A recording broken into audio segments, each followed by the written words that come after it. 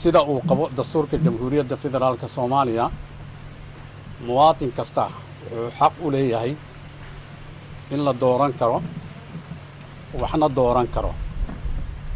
Mukhtaar Roobowna waa muwaadin Soomaaliyeed oo buuxiyey shuruudaha loogu baahan yahay musharaxnimadiisa sida ay caddeeyeen guddiga doorashooyinka Koonfur Galbeed oo guddoonsiiyey shahaado caddaynaysa inuu u tartami karo doorashada Koonfur Galbeed.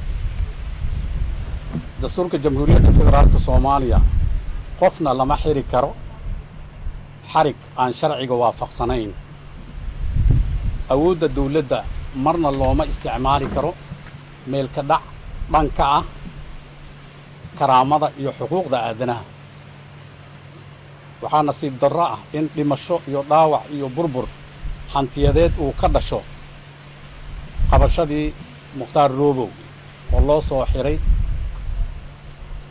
loo soo xiray si baalmarsan sharciga maadaama aan amar maxkamadeed lagu soo qaban.